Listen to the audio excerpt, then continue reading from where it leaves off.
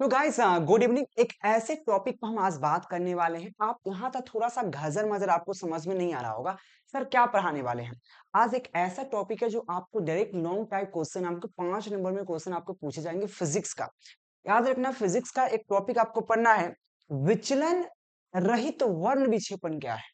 विचलन रहित यानी कि उसमें विचलन नहीं होना चाहिए। क्वेश्चन समझो पहले, विचलन रहित वर्ण विक्षेपण क्या है और उसका शर्त लिखना है। उसके आरेख द्वारा उसका चित्र बनाकर क्वेश्चन आपको ऐसे ही पूछेंगे कि विचलन रहित वर्ण विक्षेपण क्या है और विचलन रहित वर्ण विक्षेपण का आवश्यक शर्त लिखे। इस प्रकार से क्वेश्चन करेगा, लेकिन आपको लिखा हुआ है विचलन रहित वर्ण विक्षेपण क्या है, स्वस्थ चित्र खींचकर विचलन रहित वर्ण विक्षेपण प्राप्त कीजिए। कैसे करना है आपको शायद ये कुछ नहीं समझ में आएगा, चलो मैं अभी समझाता हूं आपको, ठीक है।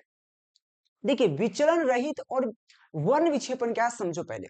अगर कोई हम प्रिज्म लेते हैं, सपोज डेट हम कोई भी प्रिज्म ले ले, ठीक है ना। आपको हम एक प्रिज्म लेकर बताते हैं, ठीक है। या कोई एक मिनट, इसका थोड़ा सा ना, हम्म, ये देखो। अब हम एक प्रिज्म ले रहे हैं, ठीक है ना।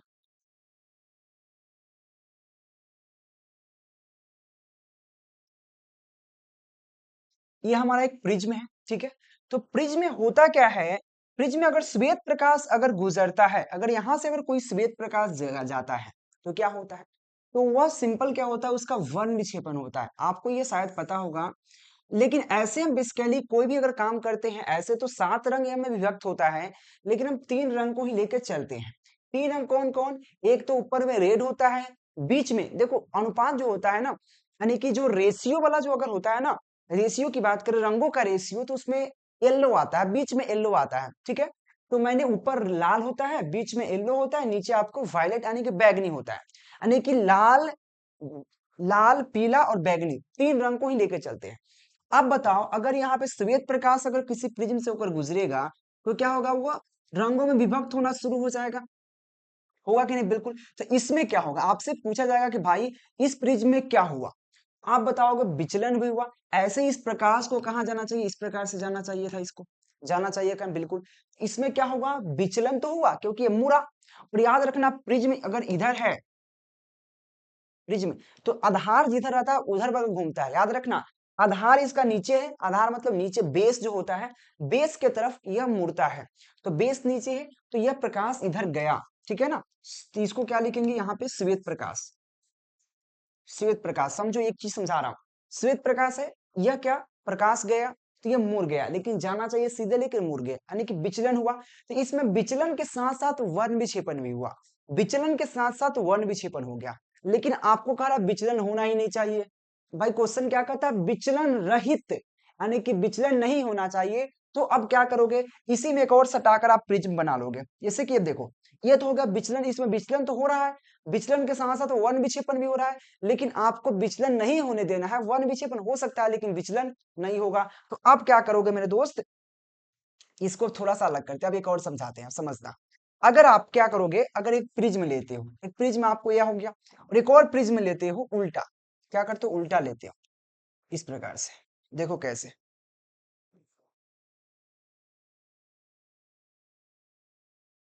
यह प्रिज्म का नाम क्या होता है मैं आपको बता देता हूं। चलो, इसमें 2 प्रिज्म है मेरे दोस्त।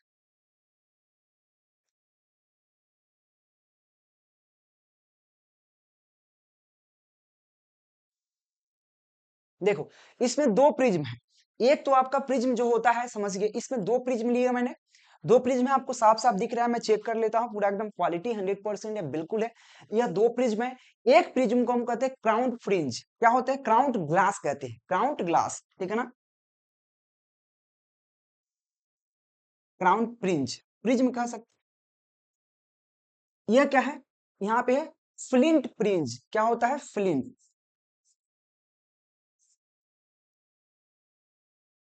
Flint prism. 2 प्रिज्म लेते हैं। अब 2 प्रिज्म है तो एक चीज तो समझ में आना चाहिए भाई, इसका कुछ ना कुछ अपवर्तनांक होगा। अगर पहला प्रिज्म का अपवर्तनांक म्यू मान लेते हैं, तो दूसरा का अपवर्तनांक क्या मानना पड़ेगा, म्यू डैश मानना पड़ेगा। म्यू डैश मान लेते हैं। अगर इसको म्यू वन मानेंगे तो इसको म्यू टू मानेंगे। अब देखो इसका कुछ ना कुछ कोण होगा, यहाँ पे कोण इसका ए मान लेते हैं, इसका क्या हो जाएगा, यहाँ पे ए डैश हो जाएगा कि नहीं, बिल्कुल बिल्कुल हो जाएगा। देखो अगर प्रिज्म ऐसे समझ नहीं आ रहा है तो मैं अब क्या करता हूं, इसको मैं हटाता हूं, तो डायरेक्ट मैं इसको हटा देता हूं। चलो ठीक है, मैं इसको हटाऊं और आपको और अच्छा से बताऊंगा। 3D में आपको समझ नहीं आएगा तो 2D में समझाऊंगा। देखो इस प्रकार से,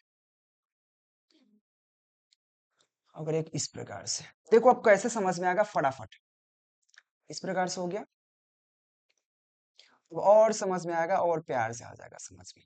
अब टेंशन की बात नहीं है, ठीक है ना। दो प्रिज्म हो गया इसमें।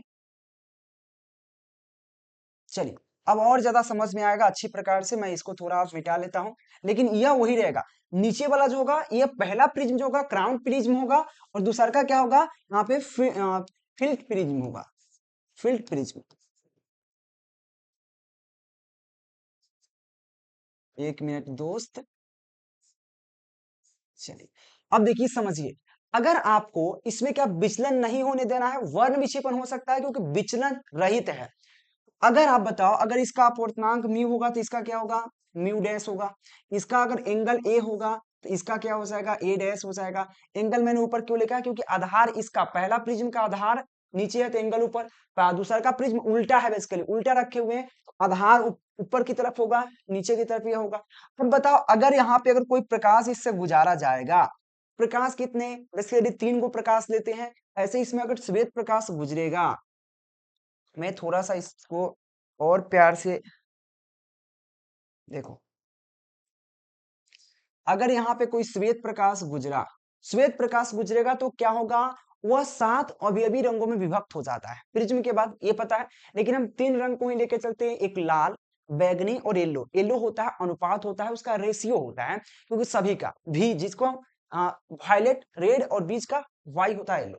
तो क्या होगा, यह सिंपल वेस में क्या होगा, इस प्रकार से मुड़ना शुरू हो जाएगा, ठीक है।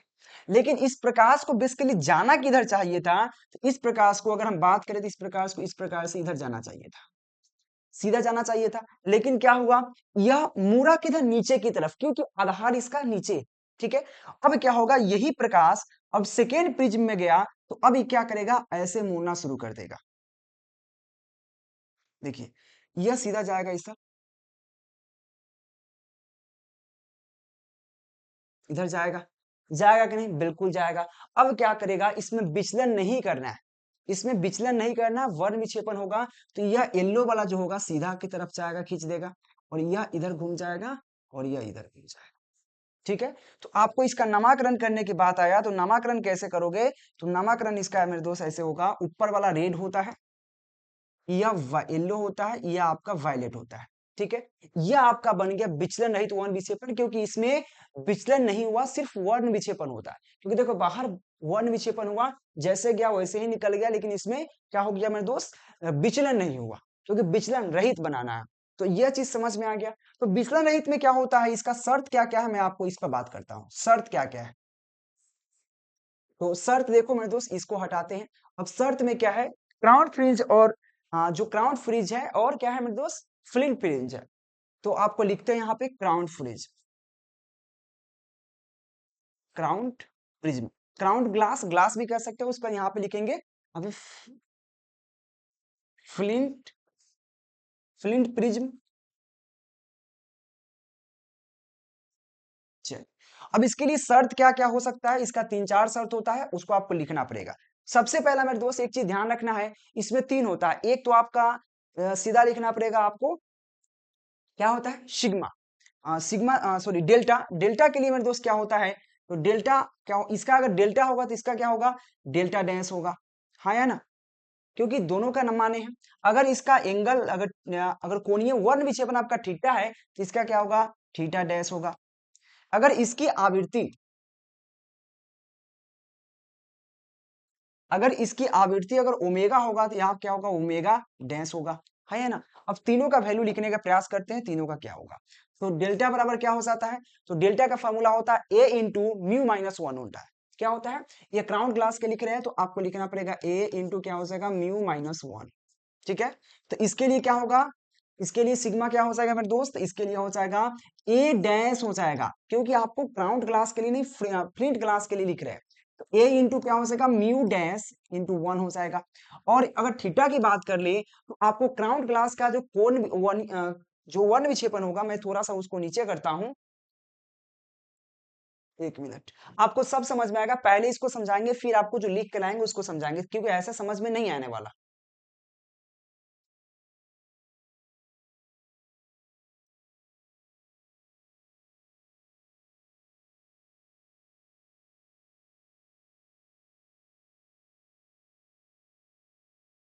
चलिए अब देखिए, अब जो थीटा का जो वैल्यू होगा वो क्या होगा, वो आपका सिंपल हो जाएगा ए इंटू क्या हो जाएगा, A into mu we minus mu R. V जहां पे वायलेट, आर आपका रेड होगा, अब ये हो जाएगा। तो आपको थीटा डैश बराबर क्या होगा, ए dash into mu dash v, mu dash क्या हो जाएगा, म्यू डैश भी माइनस म्यू डैश आर हो जाएगा। ठीक है, डैश इसलिए क्योंकि एक ही तरह का दो प्रिज्म है, लेकिन आपको दोनों का अलग अलग वैल्यू होना चाहिए, नहीं तो एक जगह फिट आ जाएगा। अब फिर उस प्रकार से ओमेगा की बात कर लेता हूं, ओमेगा जो आवृत्ति हो जाएगा, सिंपल क्या हो जाएगा इसके लिए, म्यू भी minus mu are upon mu minus 1 हो जाएगा। इसके लिए क्या हो जाएगा, तो म्यू डैश भी minus mu dash are upon क्या होगा, म्यू डैश माइनस 1 हो जाएगा। यह तीनों का वैल्यू आ चुका। अब बताओ इसमें, क्या इसमें अगर हम बात करें, इसमें विचलन कितना होगा, विचलन, कुल विचलन कितना हुआ, जीरो भैया जी, क्योंकि इसमें विचलन रहित करना है। तो विचलन जब जीरो होगा तो क्या होगा मेरे दोस्त, अगर विचलन जीरो होगा तो कुल विचलन की बात करते हैं, तो कुल विचलन क्या हो जाएगा,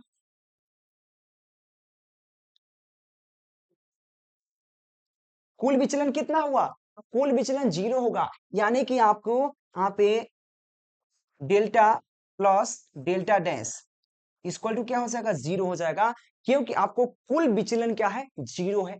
कुल विचलन इसमें जीरो इसलिए होगा क्योंकि इसमें विचलन रहित, क्वेश्चन नहीं कहता विचलन नहीं हुआ है, जीरो। अब बताओ वन विक्षेपण कितना हो जाएगा, अब इसका वैल्यू कैसे ज्ञात करना है, वहां पे डेल्टा का वैल्यू है, डेल्टा डैश का वैल्यू है, डेल्टा और डेल्टा डैश का वैल्यू डाल देना है, आगे ज्ञात हो जाएगा। आगे हम बताएंगे धीरे धीरे। अगर आप बताओ कि वन विक्षेपण कितना होगा, आपसे पूछा गया वन विक्षेपण, वन विक्षेपण तो हुआ है भैया जी, वन विक्षेपण,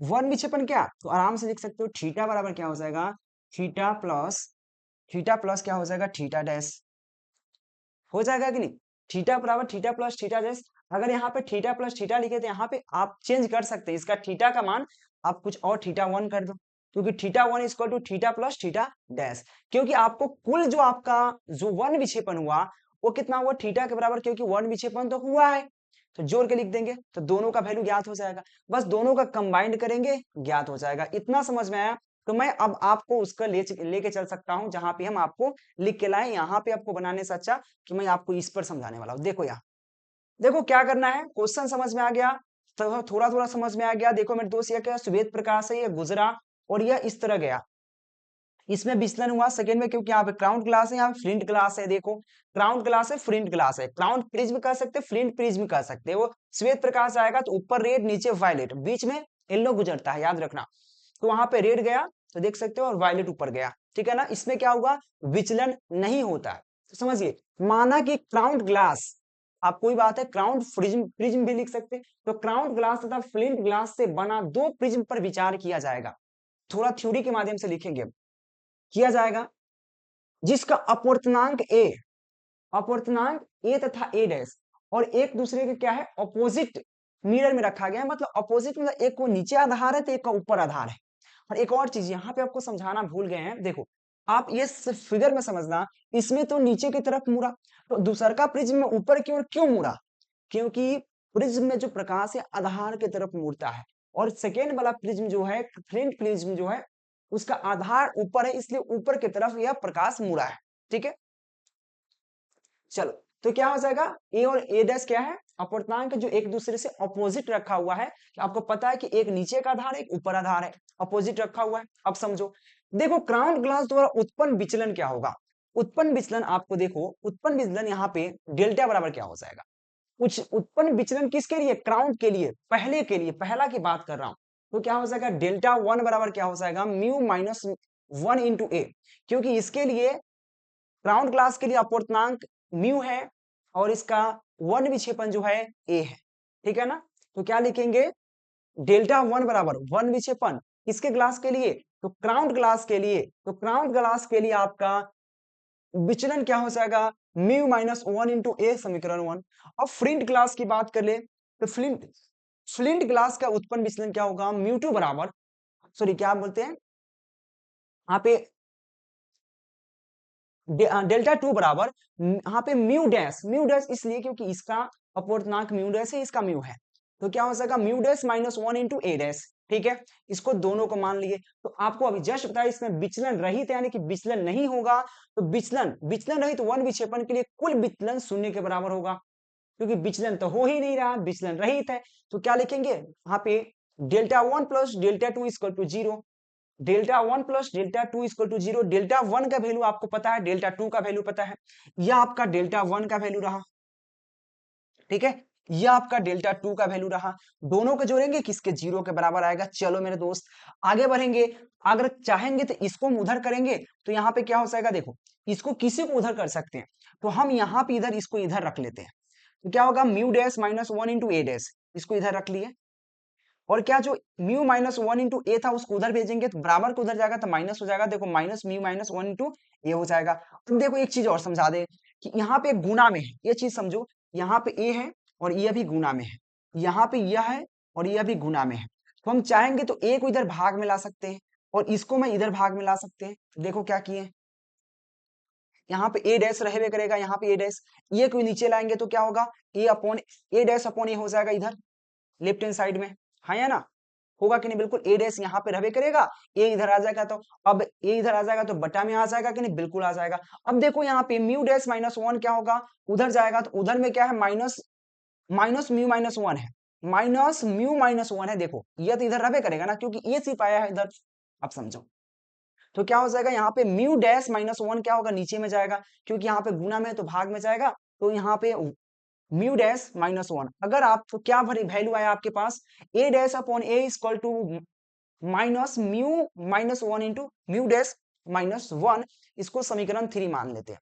यह समीकरण आपको आगे काम आएगा, यह समीकरण आगे काम आएगा, एक बार इसको करके देखो, यहाँ पे डेल्टा वन डेल्टा टू का वैल्यू डालोगे तो आपको यह वैल्यू ज्ञात करके आ जाएगा आराम से, ठीक है।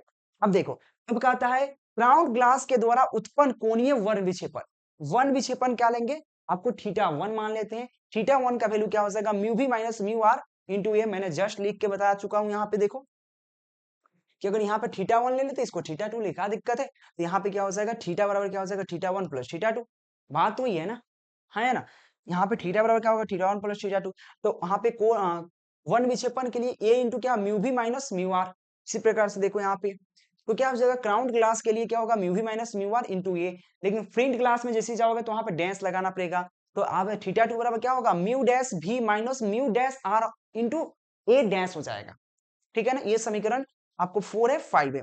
अब देखो टोटल वन विक्षेपण कितना हो जाएगा, तो कुल वन विक्षेपण क्या है, थीटा के बराबर, क्योंकि इसमें वन विक्षेपण हुआ है, तो थीटा बराबर क्या होगा, theta one plus theta two, लेकिन विचलन नहीं हुआ इसलिए विचलन जीरो है, तो क्या होगा, थीटा वन का वैल्यू थीटा टू का वैल्यू डाल दो, थीटा वन और टू का वैल्यू कहाँ पे है, समीकरण फोर और फाइव में, तो देखो यहाँ पे समीकरण फोर और फाइव को डाल दिए, तो यहाँ पे इतना चीज समझ में आ जाना चाहिए आपको पहले ही, क्योंकि थीटा वन थीटा टू का वैल्यू डाल दिए।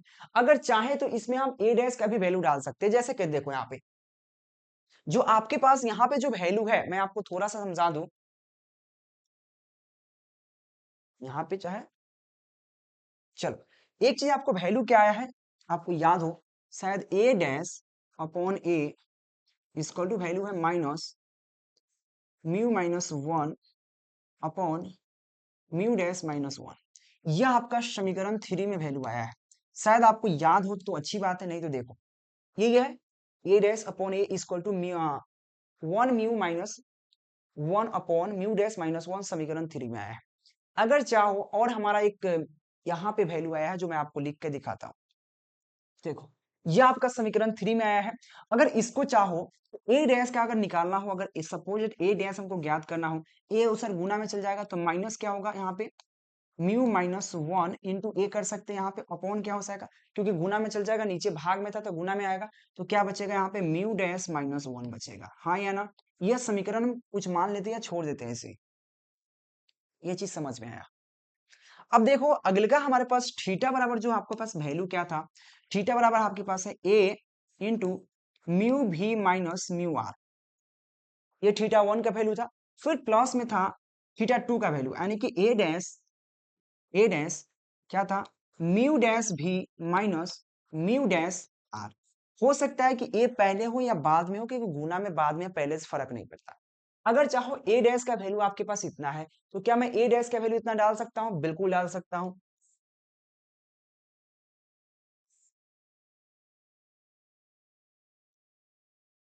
तो क्या हो जाएगा यहाँ पे थीटा बराबर क्या हो जाएगा, ए तो रहबे करेगा, यहाँ पे क्या हो जाएगा mu we minus mu r plus. देखो ए डैश का वैल्यू हमको पता है, ए डैश का वैल्यू यहाँ पे समीकरण 3 से निकाल सकते हैं। ए को उधर क्रॉस मल्टीप्लाई करेंगे तो क्या हो जाएगा माइनस म्यू माइनस 1 इंटू ए अपॉन म्यू डैश माइनस 1। ठीक है, तो मैं यहाँ पे ए डैश का वैल्यू मैं डाल देता हूँ, तो ए डैश का वैल्यू मेरे पास है माइनस म्यू माइनस 1 इंटू ए, कौन क्या है अपॉन में है म्यू डैश 1, और इंटू में क्या हो जाएगा, ऑलरेडी यहाँ पे क्या है, इंटू में हमारे पास यहाँ पे दे रखा है म्यू डैश भी माइनस म्यू डैश आर, यही आपको है। ये चीज समझ में आया, जस्ट यही चीज आपको यहाँ पे लिखा हुआ है, मैं थोड़ा थोड़ा समझाते चलूंगा, टेंशन मत लो ना। कि देखो यहाँ पे क्या है, जिससे इतना आ गया, तो यहाँ पे बट ए डैश बराबर क्या है, ए डैश कहाँ से ज्ञात हुआ, फ्रॉम समीकरण। देखो यहाँ पे समीकरण 3 से लिखा हुआ है, क्योंकि समीकरण 3 में आपके पास यही है, समीकरण 3 आपके पास यह है, मैं आपको बता दूं।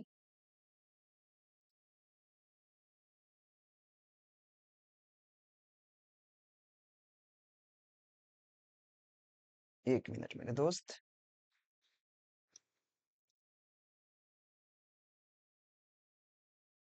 ये आपके समीकरण 3 है, समीकरण 3 यही है ना, देखो थोड़ा, A dash upon A equal to minus mu minus 1 upon mu dash minus 1, समीकरण 3। तो ए को मैं उधर ले जा सकता हूँ, तो सिंपल है, ए डैश बराबर क्या होगा mu minus A into A dash minus 1, ये समीकरण 3 से। तो मैं चाहूंगा अगर कि यह वन जो ए डैश है, ए डैश का वैल्यू मैं यहाँ पे पुट कर सकता हूँ इसमें, ए डैश का वैल्यू जब पुट करेंगे हम तो कितना आ जाएगा, ए डैश का वैल्यू हम यहाँ पे पुट कर सकते हैं यहाँ पे, तो क्या हो जाएगा यहाँ पे, ये जस्ट कहता से रहेगा थीटा बराबर म्यू भी माइनस म्यू आर इंटू ए रहेगा। देखो यहाँ पे प्लस की जगह माइनस क्यों हो गया, यहाँ पे प्लस था यहाँ पे माइनस क्यों हो गया, मैं बताता हूँ। क्योंकि आपको जो ए डैश का वैल्यू यहाँ पे माइनस में है, तो यह तो जस्ट कितना से रहेगा म्यू डैश भी माइनस म्यू डैश आर रहेगा, यहाँ पे प्लस है सपोज मान लेते हैं, प्लस तो आप प्लस हम लिख लिए, ठीक है।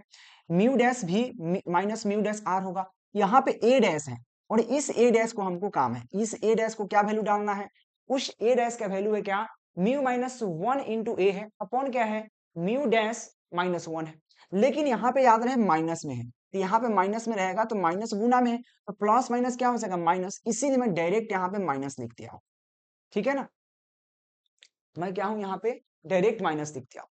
अब देखो यहाँ तक तो समझ में आ गया, यही चीज आपको यहाँ पे लिखा हुआ है, देखो देखो यही चीज यहाँ पे लिखा हुआ है, बशर्ते यह उधर है या इधर है। अब देखो यहाँ पे प्लस माइनस है प्लस है, माइनस प्लस क्या होगा, तो मैं डायरेक्ट यहाँ पे माइनस लिख दूं, कोई दिक्कत क्या है, नहीं है। चलो अब देखो इसमें से अगर चाहे तो कुछ कॉमन ले सकते हैं, कॉमन चाहो तो आप दो चीज लिख सकते हो, एक तो आप यहाँ पे ले सकते हो ये वाला कॉमन ले सकते हो, या आप चाहो तो म्यू माइनस 1 इंटू ए भी कॉमन ले सकते हो।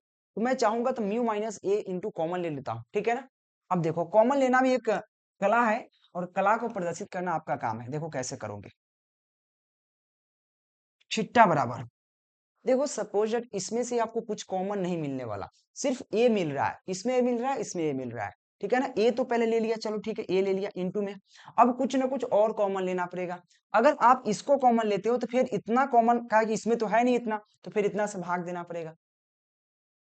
जो भी अगर कॉमन काटते हो, अगर जिसमें नहीं रहता है तो उतना से उसमें भाग दे दिया जाता है। अगर हम चाहें यहाँ पे म्यू माइनस 1 इंटू ए कॉमन ले लेते हैं, क्या कहा, म्यू माइनस वन, ये तो कॉमन दोनों में है, चलो ये तो आ गया, इसमें भी ये है, इसमें भी ये है, लेकिन म्यू माइनस वन अगर कॉमन लेते हैं, म्यू माइनस वन कॉमन लेता हूं, तो इसमें तो था, चलो काम चल गया, लेकिन इसमें है नहीं, तो इतने में कितना भाग देना पड़ेगा, तो क्या करेंगे यहाँ पे, म्यू भी माइनस म्यू आर अपॉन क्या हो जाएगा, ये वाला पोर्शन की बात कर रहा हूं, इसके, इसमें क्या होगा, कॉमन क्या लिया, ये तो था, तो ये चला है, इसमें भी था, इसमें आ गया, लेकिन इसमें एक चीज नहीं है, म्यू माइनस वन, तो म्यू माइनस वन से इसमें भाग देना पड़ेगा, तो क्या होगा, म्यू माइनस वन से भाग लग गया, माइनस तो माइनस देना पड़ेगा आपको, यहाँ पे माइनस दे दिए। अब देखो इसमें से तो कॉमन आ गया, म्यू माइनस वन इसमें ऑलरेडी है, तो कोई दिक्कत नहीं, म्यू माइनस वन भी कॉमन आ गया, ये भी कॉमन आ गया, बचता क्या है, ऊपर में आपका बच रहा है म्यू डैश भी माइनस म्यू डैश आर बच रहा है, म्यू डैश आर बच रहा है, अपॉन क्या बच रहा है, अपॉन में यहाँ पे देखो ये तो गुना में ही है ना, तो बट्टा में म्यू डैश वन बच रहा है, क्या बच रहा है, म्यू डैश वन बच रहा है। अब देखो यही है, ठीक है।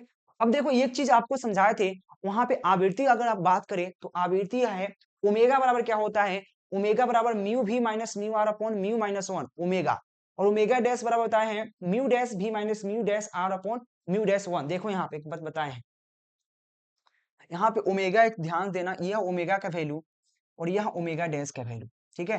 तो ओमेगा का वैल्यू क्या है, mu dash v mu dash minus mu are upon mu minus one, इसका साथ ही हम ओमेगा लिख सकते हैं। सेम कंडीशन में आप म्यू डैश भी minus mu dash are upon mu dash one को क्या लिख सकते हैं, ओमेगा डैश लिख सकते हो। तो यहाँ पे वही चीज, इसके साथ ही हम क्या लिख सकते हैं, ओमेगा लिख सकते हैं, इसको ओमेगा डैश लिख सकते हैं। तो क्या हो सकेगा यहाँ पे थीटा बराबर क्या हो सकेगा, ये चीज, इसका भी एक वैल्यू है। अब देखना सिग्मा बराबर यही है, हाँ, सो डेल्टा, डेल्टा वन यानी कि डेल्टा वन का वैल्यू ये है, तो इसके साथ ही मैं डेल्टा लिख सकता हूँ क्या, या लिखना है तो लिखो, नहीं तो छोड़ सकते हो। ए इंटू क्या हो जाएगा, म्यू माइनस वन इंटू क्या हो जाएगा, इसका हो जाएगा ओमेगा माइनस ओमेगा डैश। यही आपका सॉल्यूशन हो गया, ये आपका वन विक्षेपण रहित है, ठीक है। मैं आपको थोड़ा सा इसमें समझाता हूँ, देखो इसमें ए डैश का वैल्यू यहाँ पे डाल दिए, यहाँ पे माइनस है, यहाँ पे प्लस होता है, प्लस माइनस यहाँ पे माइनस हो गया, ठीक है, ये चीज समझ में आया। अब देखो, अब इसमें से कुछ कॉमन करना है, तो चलो मैं, ये तो इसमें से भी कॉमन है, इसमें से भी कॉमन है, तो कॉमन करा गया क्योंकि यहाँ पे बीच में माइनस है, ठीक है। तो कॉमन आपका ये इधर चला आया, ठीक है। लेकिन आपको एक और चीज कॉमन करना है, अगर म्यू माइनस वन यहाँ पे कॉमन करो, लेकिन यहाँ पे म्यू माइनस वन है नहीं इसमें, इस वाले पोर्शन में क्या, यहाँ पे दो पोर्शन अलग अलग है, ठीक है, वो अलग है, ये अलग है। तो म्यू माइनस वन अगर कॉमन इसमें से करेंगे तो इतना में आपको है नहीं, तो भाग देना पड़ेगा, चलो दे देता हूँ। ये तो दो में कॉमन आ गया, म्यू माइनस वन कॉमन कर लिए, तो इसमें तो है नहीं, तो इतना में आपको क्या करना, म्यू भी माइनस म्यू आर अपॉन क्या, म्यू माइनस वन कॉम भाग देना पड़ेगा। चलो दे दिए, माइनस था तो यहाँ पे मैंने माइनस लगा दिया, यहाँ ही माइनस था, माइनस लगा दिया। अब देखो इसमें से क्या है, ऊपर में क्या बचेगा, म्यू डैश भी माइनस म्यू डैश आर, ठीक है। लेकिन आपका यह ऊपर का कॉमन आ चुका है पूरा के पूरा, ये भी पहले कॉमन काट लिया था, म्यू माइनस वन भी कॉमन आ गया है, ठीक है। तो ऊपर में तो यह बचवे करेगा यहाँ पे, और नीचे में क्या ये बचेगा, तो नीचे में यहाँ पे लिख दिया। चलो